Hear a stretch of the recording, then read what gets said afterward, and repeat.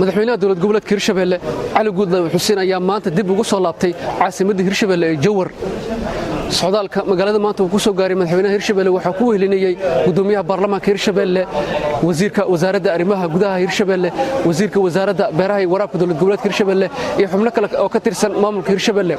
waxaana magaalada Jowhar ku soo dhaweeyay maamulka gobolka Shabeellaha Dhexe kan degmada Jowhar qaar ka mid ah labada gole ee dowlad goboleedka Hirshabelle ardayda wax ka barata iskuulada magaalada Jowhar iyo dhammaan qaybaha kala duwan ee bulshada reer Jowhar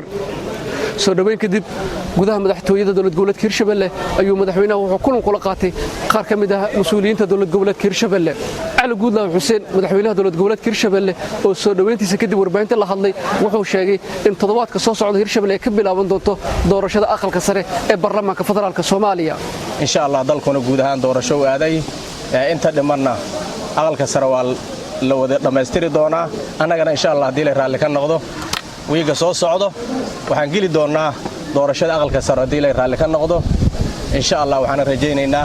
doorasho ummadda ku wada faraxdo inay dhici doonto Hirshabelle hadii la raalli ka noqdo si xaq ah oo xalaal ah qof waliba ay ku qanacsan tahay ayaa doorasho loo qaban doonaa hadii la raalli ka noqdo waxaan rabaa inaan ka tacsiiyo dib ka dhacay deegaanka beledweyne iyo degmada beledweyne iyo meesha la yiraahdo Kabxanley iyo u dhaxeeyo dad walaalaho diris ah oo wada dhashay dib ka dhacay oo dad muhiim ah oo qaali ah lagu waayay waxaan leeyahay inta dhimatay Ilaahay u naxariisto inta dhaawacantana Allah caafiyaan leeyahay dadku waa walaal waa ahal waa diris meel la kala tigi maayo